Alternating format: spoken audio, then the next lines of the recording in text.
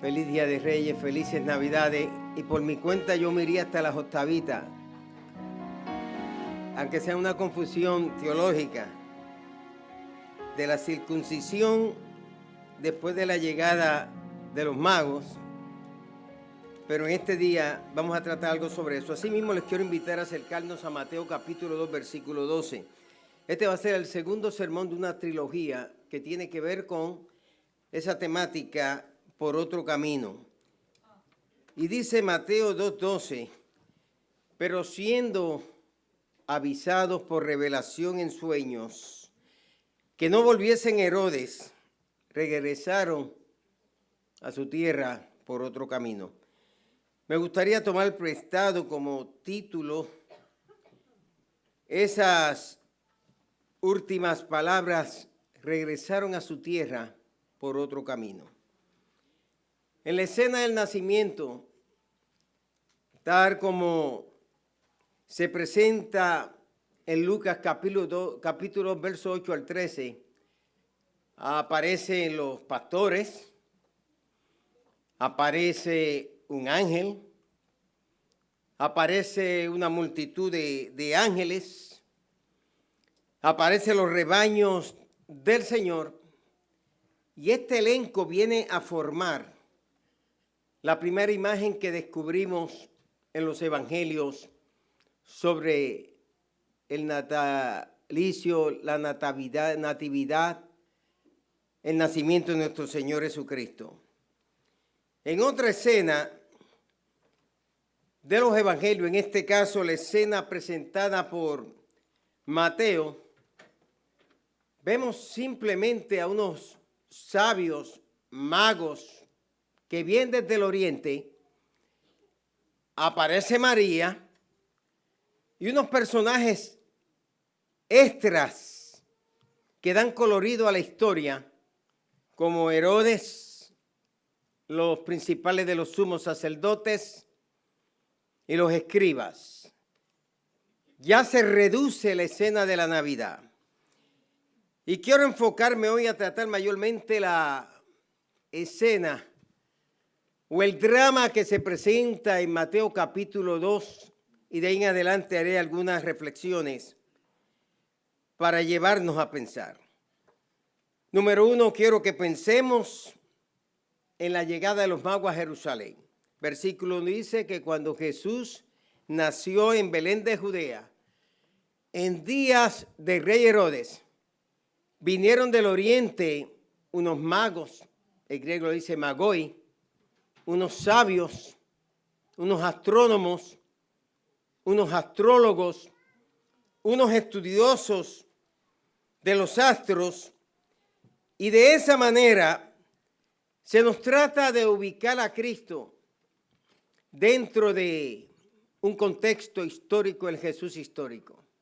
Nosotros hablamos siempre del Jesús de la experiencia, el Jesús de los evangelios, el Jesús paulino, el Jesús apocalíptico, el Jesús de las escrituras del Nuevo Testamento, que inspira a las mismas por las citaciones continuas que se hacen sobre él. Pero de alguna manera, sin saberlo, Mateo nos está ubicando en un contexto histórico que fue la época de rey Herodes. Por su parte, Lucas nos dice que fue en tiempo del emperador Augusto César, que mandó a tomar un censo de todos esos territorios, incluyendo la Palestina, que eran extensiones de la cabeza capital de Roma y de todo su vasto imperio que tenía. Y también nos ubica dentro de otro personaje histórico cuando menciona a Cirenio, gobernador de Siria, en Lucas capítulo 2, versículo 1 al 2. Es decir, que estas son las evidencias históricas que tenemos, sin discutir la divinidad de nuestro Señor y su deidad, para saber que Jesús fue una persona real, que históricamente existió en la época de Herodes, existió en la época de Augusto César, existió en la época de Cirenio, y de esta manera Jesús se ubica en una defensa histórica y se le mete en un marco histórico y de ahí se va a partir a analizar varias cosas.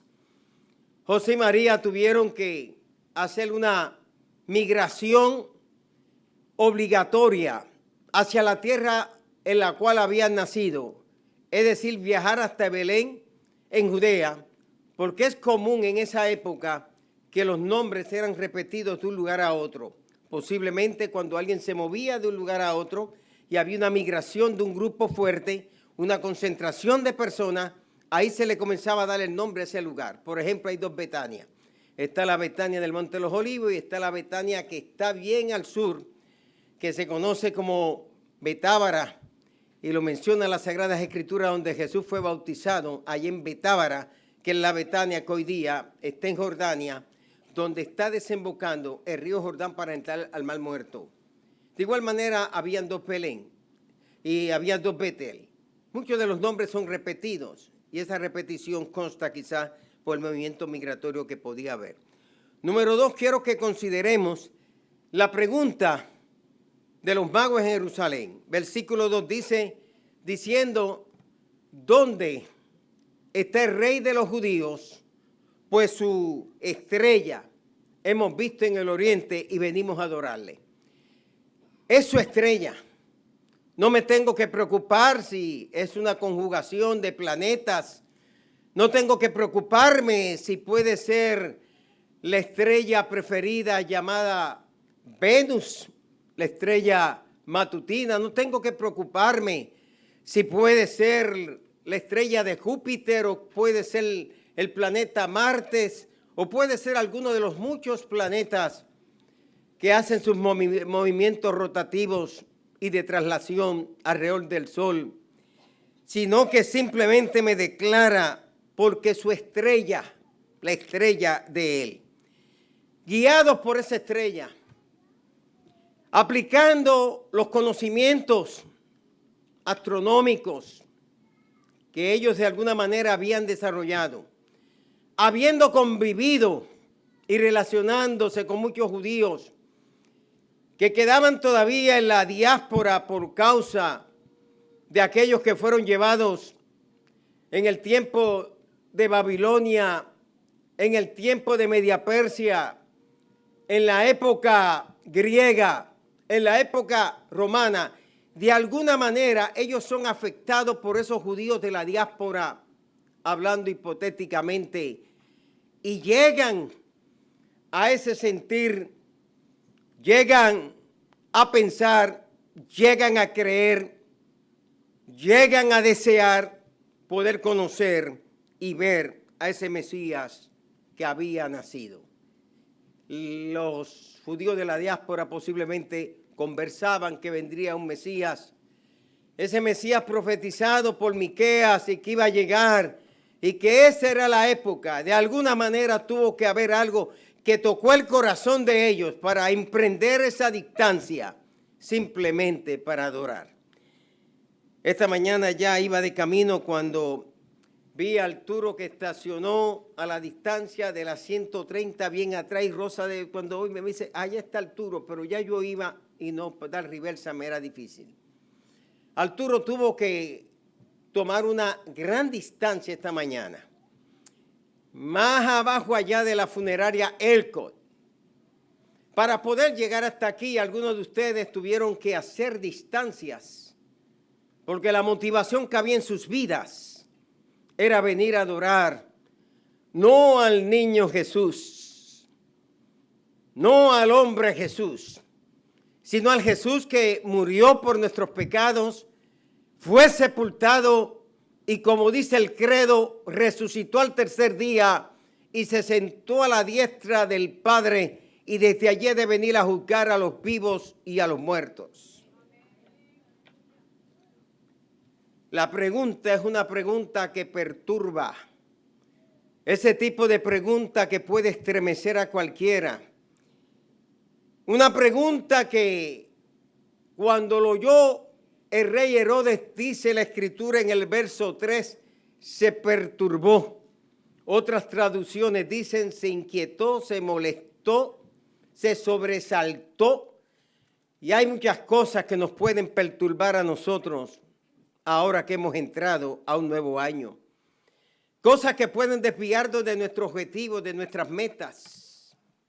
Cosas que pueden llevarnos a pensar lo contrario a lo que tenemos que pensar. Cosas que nos pueden entretener en lo que nos vamos a entretener, pero no hacer aquello que nos toca hacer, en este caso, lo que tiene que ver con las cosas sagradas, porque somos gentes espirituales vestidos de un cuerpo humano.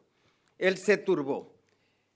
Observando el diccionario de la Real Academia Española, que no se necesitaba observarlo porque ustedes pueden dar todos los sinónimos y todos los significados, pero por lo menos para que ustedes sepan que hice alguna investigación y por lo menos leí algo del diccionario.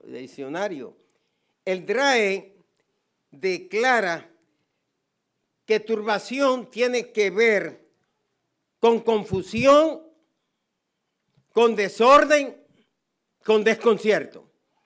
Es decir, que en la vida de Herodes se manifiestan estos otros tres sentimientos como consecuencia de que recibe la noticia.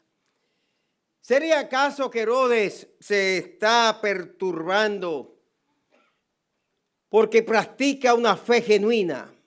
La respuesta sería que no. ¿Será acaso que Herodes se turba porque no esperaba recibir esta clase de noticia? Posiblemente.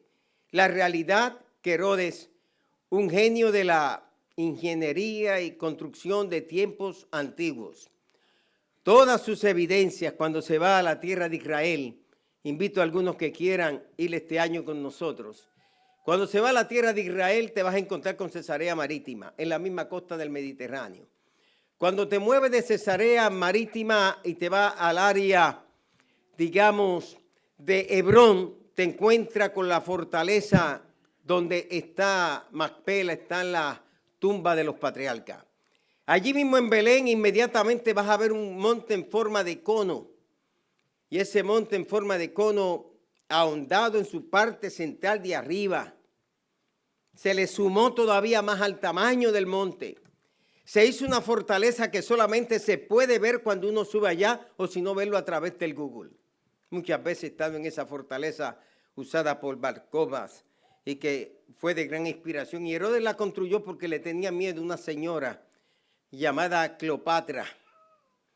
Y esta señora de la dinastía de los Ptolomeos, griega, pero aprendió la lengua egipcia, griega, pero asumió las costumbres faraónicas, griegas, y dominando varios idiomas, esta señora vio que ella podía volver a revivir lo que eran las dinastías de los grandes faraones. Una mujer que estremeció el mundo de sus días y llegó a sacudir el mismo imperio y el mismo senado romano. Usted puede ver cuando llega Masada, donde los jóvenes reclutas judíos tienen que juramentar nunca más Masada. Y el grito estruendente de cada uno de ellos se escucha allí sobre Masada. Y allí en esa otra montaña levantó otra fortaleza. Y pudiera continuar mencionándole otras fortalezas que levantó, Masqueronte en Jordania y otros lugares, que son los símbolos, los íconos de la grandeza que tuvo Herodes. Herodes no aceptaba que nadie pensara o que se escuchara un rumor de que alguien quería tomar su posición. Dio muerte a hijos, a la madre, a familiares, a amigos íntimos, aunque después se lamentaba, dice Flavio Josefo. A muchos todavía le perturba que se haga mención que Jesús es el Mesías. A muchos les perturba que se le hable de la salvación del alma. A muchos les perturba que uno tenga que ir a la iglesia. A muchos les perturba que uno tenga que dar diezmos en la iglesia. A muchos les perturba que uno viva una vida de servicio al Dios Todopoderoso y que uno trate de que su vida viva en cercanía a Dios y que podamos mantener a lo máximo una buena relación con Dios, porque nunca sabemos cuándo Él pueda llamarnos a su presencia. A muchos les perturba que se les diga que Cristo puede venir a levantar a su iglesia.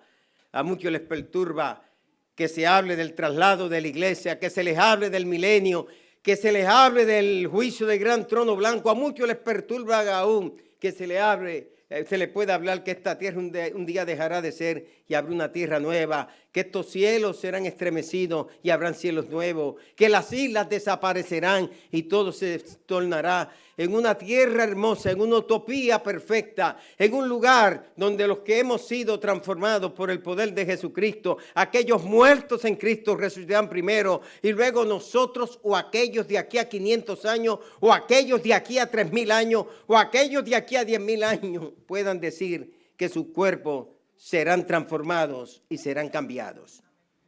Puede que sea en nuestra época, pero puede que sea en 5,000 años más. Puede que sea hoy. Pero como ha dicho nuestro hermano Jorge Afanador, si hay un tiempo que estamos más cerca de todos los cumplimientos, todos los blancos del examen de la profecía han sido llenados. Todos están llenos.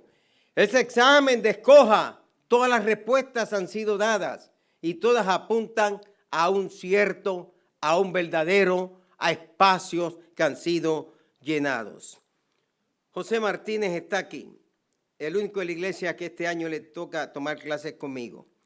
Los que han tomado clases conmigo en los últimos años saben que yo siempre les doy un examen que se lo repito un sinnúmero de veces a los alumnos. ¿Cierto, José? O sea, mi forma de enseñar es que yo doy el examen, lo repaso el examen con ellos, después vengo y como 3 o 4 veces se lo repaso. Después vengo y le doy el examen. Si no lo pasan, la mayoría, yo vuelvo y les repito el examen. Y los exámenes que doy a veces toman hasta 3 veces tomar el examen para pasarlo. Porque hasta que yo no esté satisfecho que ese examen se pase por lo menos con un 90% o un 80-85%, ese grupo seguirá tomando ese examen. Y los que toman clase conmigo primero lo leen bien suave. Wow, el maestro nos repitió el examen, el maestro nos está diciendo el examen, el maestro volvió de nuevo a repasar el examen. Pero es cuando llega la santa venganza del maestro para ver si ellos han asimilado lo que se les ha enseñado. Porque si no han asimilado lo que se les ha enseñado, 2 cosas suceden. O fueron malos alumnos todos, o tuvieron un mal maestro dándole clase. Y yo prefiero que ellos sean malos alumnos y que yo termine como un buen maestro que hice el máximo por mis alumnos. La profecía se enfocaba en Miqueas. Y cuando Herodes convoca a la crema, a la nata, lo que Miguel y yo a veces hablamos, a la academia. Ayer estaba trabajando yo un prólogo para un libro de una editorial que me pidieron que lo escribiera. Y el problema es que escribo el prólogo para una persona que es amigo o compañero. Es de la academia, pero muchas veces no honra a los que somos de la base. Pero yo digo a Rosa, cuando la editorial me pide escribe este prólogo, yo lo veo como una forma de respirar, como de decirle a la persona, mira, tú no honras mucho la base.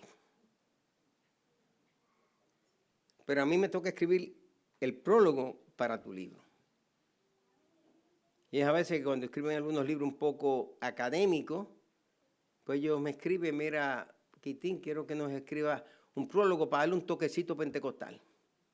Para que el pentecostal, si ve el nombre o ve aquello, diga, bueno, vamos, este libro tenemos que tomarlo, pero también a la misma vez yo le mando un mensaje a los que son de la academia, de que en la base hay gente que se educan, que se preparan y que toman las cosas bien. Ahí está este grupo. Reciben la información, hacen los análisis teológicos, históricos, exegéticos, hermenéuticos y vamos a poner hasta homiléticos, porque nos han dado base para predicar. La conclusión que va a ser en Belén, Éfrata, se ponen los 2 nombres en Miquea, muy interesante, que cuando nosotros hoy día visitamos a Belén, encontramos que un lugar se llama Belén y el otro Éfrata. Éfrata es un pequeño poblado al lado de Belén, pero en esa época Belén Éfrata eran 2 nombres que se unieron para formar todo ese contorno. Es una ciudad que está de Jerusalén, Belén está 30 segundos. Es pasar una raya. 30 segundos, menos de un minuto. Tú haces así, camina y ya. Una muralla de este grosor. Y eso toma menos de 30 segundos. Tú cruzar. Por eso muchas veces cuando tú vas a Belén y te quedas en el hotel de Belén, ponen Jerusalén. Es como el aeropuerto de Newark. Está tan cerca de nosotros que cuando tú vas a buscar el aeropuerto de Nueva York, a veces te incluyen los descuentos en Newark. Herodes le dice que cuando lo hallen, cuando lo encuentren, él les dio esa misión y los llamó en secreto a ellos. No lo dijo delante de los estudiosos religiosos porque él no quiere afectar su falta de fe. Pero le dice a ellos, tan pronto lo encuentren, quiero que me lo hagan saber para que yo vaya también a adorarlo. Un rey que solamente tenía fe en sí mismo y en un sistema que lo beneficiaba. Un rey que no veía ningún otro Mesías, sino él era el Mesías. Un rey que tenía un corazón a la distancia de Dios, muy lejana. Un rey que su corazón estaba tan lleno de orgullo que no podía tener espacio para ver a nadie más grande que él. Y a no ser que el corazón se vaciara de todo ese orgullo, de toda esa pretensión, de toda esa vanagloria, se llenara de humildad, él no hubiera podido adorar al Rey de los judíos, al verdadero Dios. Que aprendamos de Herodes a ser adoradores genuinos, a buscar al Señor mientras ahora tenemos salud, mientras ahora tenemos fuerzas, mientras ahora tenemos familiares vivos, mientras ahora gozamos de un buen trabajo, mientras ahora gozamos de una buena estabilidad familiar. Ser agradecidos a Dios y no importa las distancias que tengamos que viajar, viajaremos esas distancias para adorar siempre a Dios en espíritu y en verdad. Lo tercero que quiero observar es la búsqueda de los magos de Belén, Mateo 2:9. Ellos, después de haber escuchado al rey, el GPS de ellos volvió a activarse, porque el GPS los sacó a ellos desde el oriente, Mesopotamia, Babilonia, Persia, posiblemente de Persia, de esos lugares. Los países van cambiando sus nombres de acuerdo al imperio que va dominando. En un tiempo nosotros éramos básicamente España, otro tiempo nos convertimos básicamente en Estados Unidos. Y si viniera otro poder a los puertorriqueños, pues sería el otro. Los países van cambiando nombre, aunque la geografía se puede ir reduciendo, se puede ir expandiendo de acuerdo a derrotas o de acuerdo a victorias. Ellos oyeron al rey, se fueron. Y dice que la estrella que habían visto en el oriente iba delante de ellos hasta que llegando se detuvo en donde estaba el niño. Versículo 9. El GPS se activó. Desde que salieron ellos desde el oriente, del este, de cualquiera de esos países que estaban en esa región, la estrella les dirigía como derecha, izquierda, detente, continúa, vuelve, gira, vuelve derecha, sigue derecha. Y les fue llevando hasta llegar a Jerusalén. Allí el GPS ya no le funciona. Ya el GPS ahora está descontrolado. Los GPS ahora han sido arreglados, pero aquellos que comenzamos con el GPS tan pronto salió, todos recordaron que decía recalculando, recalculando, recalculando, recalculando. Y eso nos decía a nosotros que íbamos por el camino incorrecto o que habíamos perdido esa señal. Son dirigidos por esa estrella. El Espíritu Santo usa señales para dirigir a su iglesia. Pero la iglesia no puede depender únicamente de las señales. Y en este caso estaba usando una señal para dirigirle, así como la columna de nube y la columna de fuego, que bien se dice que eran columnas. O sea, si eran columnas, tenemos que ver algo que se estaba levantando de abajo hasta arriba. Algo óptico. Y esa nube, columna, le iba dirigiendo a ellos y era su GPS. Si a alguien hay que acreditarle por el GPS, por el Global Position System, tiene que ser a Dios. Porque la nube le iba dirigiendo y de noche también le iba dirigiendo la columna de fuego. Y ahora nos encontramos con una estrella que los está dirigiendo y Dios siempre está preocupado en que estemos al día en la tecnología porque Dios ha sido uno que ha estado al día.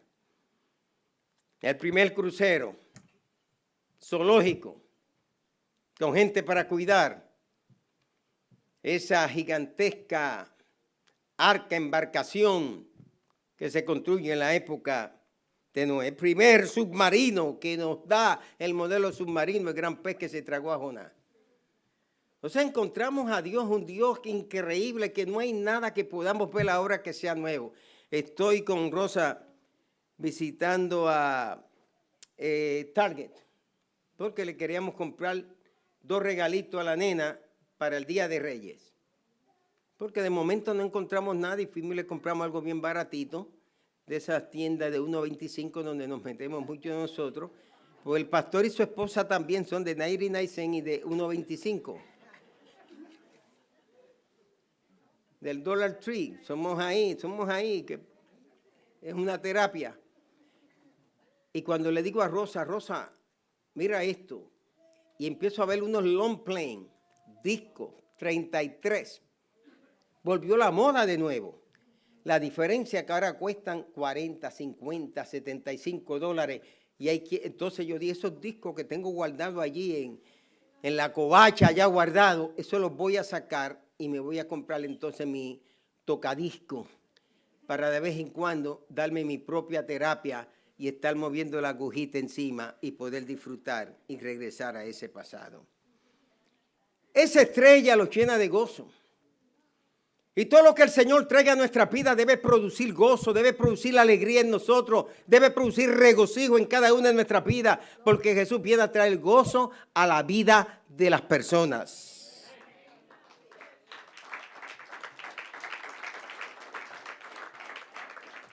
Cuando llegan a la casa, los magos ven en la casa al niño Jesús, pero no ven en la casa a José. ¿Dónde está José? No está sentado aquí en la IPJQ, quizás en la banca número 2, 4, 6, 7. ¿Dónde está José? Posiblemente mantuvo silencio y el escritor bíblico no le dio el énfasis que tenía que darle. Probablemente estaba haciendo algún trabajo de carpintería allá en Belén. Posiblemente tuvo que ausentarse porque María lo mandó a comprar algo a la bodega, pero no vemos a José. En esta escena de Mateo, José es borrado del pesebre. Y quiero que sigan mi línea. No veo los ángeles, son borrados del pesebre. No veo los pastores, son borrados del pesebre. No veo las ovejas, son borradas del pesebre. No veo el buey, es borrado del pesebre. No veo el asno, es borrado del pesebre. Hay respuestas que bien se pudieran dar. Los magos no vieron el pesebre que se crea posteriormente. Un pesebre que se va llenando o se va conjugando con los pastores, con las ovejas, con los ángeles, con el buey, con el asno, con los 3 magos. Y el pesebre de momento se llena. Una cueva se transforma en un establo. Allá en la Palestina no usaban establos de paja ni madera, eran las cuevas, y más en esa época. El pesebre era donde se alimentaban los animales y de momento el pesebre se desconfigura y se transforma en referirse a todo el conjunto. Ya no es donde comen los animales, que era de piedra, ahora se transforma en todo el conjunto. Con el paso de los siglos, la cristiandad mayormente dentro del catolicismo romano y dentro de la iglesia ortodoxa griega, que al principio caminaban juntos. Primero fueron los ortodoxos griegos, después fueron los católicos, la iglesia católica latina en el siglo VI con el famoso Papa San Gregorio, Gregorio el VI, el que creó todo ese imperio que hasta el día de hoy prevalecen sus ideas y principios. Y sabemos de nosotros que los ortodoxos griegos y conocemos algo. Isaías 1:3 dice, el buey conoce a su dueño y el asno, el pesebre del Señor. Israel no entiende, mi pueblo no tiene conocimiento, cierro la cita. Y ahí es cuando alguien se antoja de que hay que meter el buey y hay que meter al asno en el pesebre. Y el buey es invitado y el asno a ser parte del pesebre. Fue en el tiempo de San Francisco de Asís, durante el tiempo del Papa Honorio III, que él le pide permiso al Papa para elaborar un pesebre. El Papa se lo concede y él habló con su amigo Giovanni di Velita y le dijo, yo quiero ver a Jesús recostado entre el buey y el asno. Y ahí se formó el primer pesebre por Francisco de Asís, con paja, con madera, y se llenó ese pesebre, y es el pesebre que hasta el día de hoy puede prevalecer.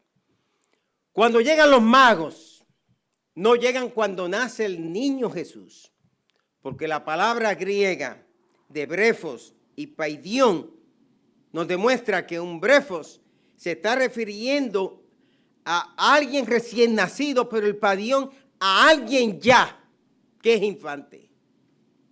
Entonces no llega precisamente, no se pueden conjugar y ponerse esas dos imágenes en una imagen. El pesebre es conformado. No eran reyes, pero alguien dijo que de los reyes de las naciones en el Salmo 2, entonces ya hay que transformarlos en reyes y ya los magos se transforman en reyes. Pero algo que nos enseña el principio, que eran hombres sabios y su sabiduría sobresale porque van a buscar al Mesías que nació. La verdadera sabiduría se tiene que concentrar en Dios. La inteligencia trae conocimiento, te prepara en muchas áreas. Tú puedes fortalecer y desarrollar la inteligencia. La inteligencia se puede hacer uso de la educación, pero pueden haber gente bien educados o hasta inteligentes que no tienen ninguna sabiduría. Repito lo que he dicho muchas veces y decía mi mamá, pero qué bruto es ese doctor. Yo no he visto un policía más bruto que ese. Las viejas de nosotros así se referían a aquellos que esperaban que tuvieran buen comportamiento. Pero qué bruta esa secretaria. ¿Tú viste cómo me habló? Eso era como una revancha. Le falta todavía. Y es porque le faltaba sabiduría. Diga el necio, sabio soy. Diga el débil, fuerte soy. Y Dios no levantó a los más fuertes de este mundo, sino a los más débiles del mundo. Y Dios no levantó a los más sabios de este mundo, sino a aquellos que pensaban que no podían ser nada. Dios los fue transformando, no conforme a la sabiduría del mundo, sino conforme a la sabiduría de Dios. Que haya en vosotros este mismo sentir que hubo en Cristo Jesús, el cual, siendo en forma de Dios, no escatimó tomar forma de hombre para hacerse obediente hasta la muerte y muerte de cruz. Hay en vosotros este mismo sentir que hubo en Cristo Jesús. Tenemos que tener los sentimientos de Cristo y tiene que haber en nuestra vida la mente de Cristo. Número 3, y no está Santiago que me ayude a aterrizar. Veamos el regreso de los magos por el otro camino. Mateo 2:12 dice, pero siendo avisados en sueño que no regresasen a Herodes, sino que se fuesen por otro camino. Dios les habló. ahora ellos van a entrar en un proceso de más intimidad con Dios. Ya no es siguiendo una estrella, no es siguiendo un astro, no es siguiendo una señal. Ahora es tener un compromiso más cercano cuando Dios invade el recinto de sus sueños para hablarle en sueños y decirle a cada uno, no vuelvan por ese mismo camino. Todo lo que notamos en ellos es que había siempre esa unidad. Desde que salen, el mismo propósito, no, que vamos de camino, que esto no sabemos que llegamos, que yo me quedo aquí. Los tres siguieron.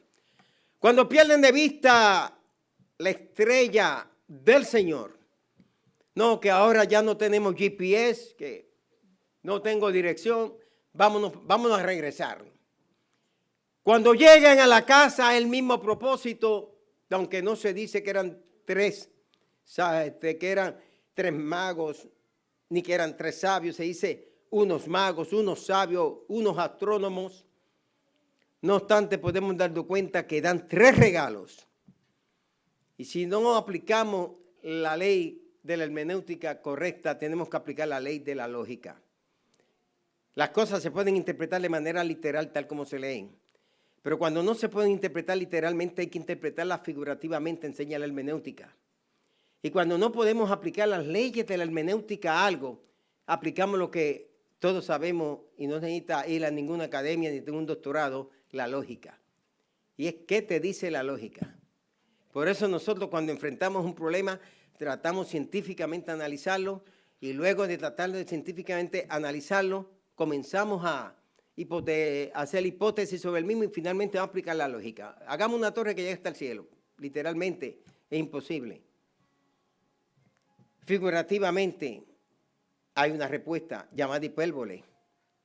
Pero la lógica me dice que nadie puede hacer una torre que llegue hasta el cielo y ya tengo una interpretación. Dios le habló por medio de sueños. Dios hace una intimidad más profunda con ellos en sus vidas. Pero ellos viajan de tan lejos, gastan dinero, dejan sus ocupaciones, ponen de lado sus trabajos y otras responsabilidades, dejan la familia tranquila, porque ellos han tomado como resolución llegar hasta el lugar donde ha nacido el Mesías para una sola cosa, adorarle. Eso se llama tomar una resolución que es correcta. Que nosotros mismos nos transformemos en esa resolución en este nuevo año. Que podamos pasar de un nivel inferior a un nivel superior. Que podamos dejar de estar viendo más que las señales y concentrarnos en la verdadera señal que es el Mesías, que es Jesús que nació. No podemos conformarnos todo el tiempo siguiendo señales y esperando sentir algo. Los pentecostales siempre buscamos sentir algo. Yo en 56 años sirviendo al Señor, siento al Señor y he sentido al Señor y deseo sentir al Señor. Pero yo no dependo de que sienta o no sienta. Muchas veces no siento predicar, pero tengo que predicar. No siento venir a la iglesia, pero tengo que venir a la iglesia. No siento alabar al Señor, pero tengo que hacerle una doble llave a la carne. Ponerme la máscara de santo, el enmascarado. Y decirle, carne, te tienes que rendir. O tengo que adorar. Dios nos habla a nuestras vidas. Un reconocido predicador de Puerto Rico que conversaba con el doctor Rivera fue el doctor Félix Castro. Nació en el año 1918, falleció en el año 1985. Fundador de la primera iglesia bautista de Carolina y fundador de la radioemisora Nueva Vida, amplitud modulada y también frecuencia modulada en Puerto Rico. Observando este cuadro, él nos dice que hay 4 grupos que aparecen en la natividad. El primer grupo son las personas que están buscando la verdad. Y ahí están los sabios del oriente. El segundo grupo son aquellos que le temen a la verdad. Ahí está Herodes. El tercer grupo son aquellos que apegados al estudio quieren descubrir a Jesús en sus vidas, los sumos sacerdotes y los escribas. Y el cuarto grupo, que 2 veces se señala en Lucas, capítulo 2, versos 19 al 51, hay 2 ocasiones particulares que Lucas en su teología quiere dejarnos saber a nosotros cuál fue el comportamiento de María, sabiendo que el ser que vino a este mundo era el Mesías encarnado y que ella lo llevó en su vientre y lo dio a luz. Si tú hubieras sabido con mucha anticipación que tu esposo iba a ser un pastor, tú te hubieras preparado de una manera diferente. Si tú supieras que ese niño que tú tienes en tu casa, ese niño va a ser un día el obispo de las iglesias pentecostales de Jesucristo, o quizá el presidente de Radiovisión, o quizá el líder de Colico, o quizás el pastor de una mega iglesia en algún lugar del mundo, de seguro tú lo criarías diferente. Cuando Rosa se casó conmigo, no se casó ni con un obispo, ni con un pastor, con un joven lleno de entusiasmo por estar predicando, que hasta le da dolores de cabeza al pastor porque quería estar predicando. Pero un joven que si no le daban el púlpito, fui y compré unas bocinas y se fue a aplicar solo a las calles. Por un joven que se inventaba campaña, aunque fuera de 3 o 4 días, aunque hubiera un grupito de 15 o de 20, como llegué a esta iglesia. Llegué a esta iglesia en la 135 con Rosa a dar una campaña de 3 noches. Un grupito que no pasaba de 15. Sara estaba por ahí, un grupo que no pasaba ni de 15. Pero para mí eso era una campaña. Gritar un poco, obligarlos casi a pasar a todos al altar y decir soy evangelista, y mandé a hacer mis tarjetitas también. Dice la Escritura en el verso 19 y el 51 del capítulo 2 de Lucas: pero María guardaba todas estas cosas en su corazón. María sabía que ese niño, que tenía que regañarlo en la carne, que tenía que mandarlo a llevarle eso a su papá, que tenía que hacerlo responsable de sus hermanitos, que tenía que pedirle que limpiara eso o limpiara aquello, que tenía que decirle tienes que tomar las clases. Ese no era un niño común y corriente. Ese era el Hijo de Dios, que ella estaba criando en la carne, en su naturaleza humana. Estaba criando a uno que ya estaba criado. Yo no sé si usted me sigue la línea. Me dice que a David lo ungen como el próximo rey. Lo unge delante de los hermanos. Ese es el ungido ahora, porque Samuel se molestó con Saúl y como los profetas eran así, si tú no hacías lo que el profeta decía, le caía mal al profeta, el profeta te eliminaba. El profeta ponía y quitaba reyes. Era una fuerza religiosa. Y después que es ungido, tiene que volver a pastorear ovejas. Después que es ungido, tiene que estar tocando el arpa para Saúl. Después que es ungido, tiene que estar llevando pan y queso a sus hermanos al campo de batalla para ser regañado por sus hermanos. Pero él sabía en lo profundo del corazón que era ungido y tenía que guardar estas cosas en su corazón. Hay cosas que Dios te revela a tus hijos que tú tienes que guardarlo en tu corazón. Tú tienes que saber que Dios tiene propósito con ese hijo tuyo, con esa hija tuya. Dios tiene propósito con ese nieto. Dios tiene propósito con el otro. Dios va a hacer esto con la otra persona. Anoche hablaba con Cedric.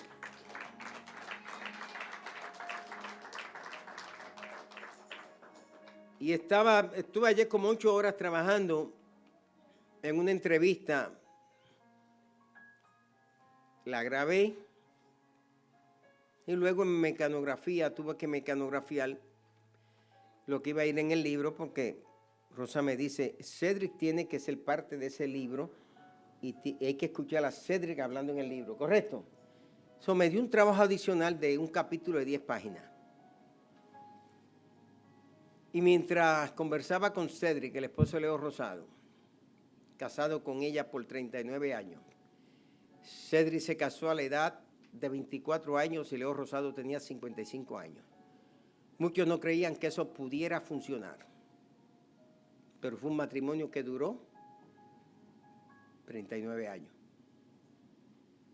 Y Cedric abría su corazón en detalles que van a salir en el libro. Pero una de las cosas que Cedric me dice, mira, Quitín, la primera vez que la vi en el programa, yo tenía 20 años. Todo el mundo decía, mamaleo, mamaleo, mamaleo, mamaleo. Y me presentaron a mí como presentan a todos los muchachos. Mamaleo me dijo, joven, Dios va a hacer algo grande en su vida. Me mandó a estudiar al Instituto Bíblico. Y ahí en un momento dado surge una atracción entre ella y él porque ella era viuda. Nadie podía entenderlo. La gente puede entender que un hombre bien mayor se case con una muchacha bien joven. Nosotros los hombres, cuando llega esos que están bien viejancones ya y nos enseñan la foto de la esposa que es jovencita, son wow, tremendo, wow. O sea, el hombre como que ve que aquel se casa con una mujer bien joven y wow, usted está tremendo, men, usted sabe. Pero no podemos ver a lo contrario. O sea, casi todo puede ser en contra de la mujer, nunca podemos ver los derechos de una mujer que tiene los mismos derechos que puede tener un hombre. Lo que dice con la historia es que en un momento dado en la escuela bíblica, Pedro estudió 3 años en Puerto Rico, en St. George, en el colegio bíblico, y luego fue a estudiar en Zion Bible College. Dedicó su vida a estudiar. Terminó sus 3 años, se fue a Zion. Ella lo preparó teológicamente, se casa en 1967. Pero algo que Cedric me dice, recuerdo que estudiando en el instituto, ella me miró y me dijo, Dios tiene algo grande para ti. Y empezó a profetizarme. Años después, sin saberlo, el amor surge como menos se espera. La planta nace donde haya agua y haya buena tierra. El corazón de los seres humanos dicta decisiones. Cuando comienza a palpitar un corazón con el otro y las palpitaciones se encuentran. Lo interesante es que él me dice, yo no veía un ministro en mí, ella veía un ministro en mí. Yo, Gago, no veía un ministro en él, ella le decía, hay un ministro en ti. Jerry Kaufman no veía un ministro en sí, ella veía un ministro en Jerry Kaufman. Y muchas veces lo que tú no estás viendo en esa persona es lo que Dios puede hacer con esa persona. Así que hay cosas que tienes que guardar en tu corazón.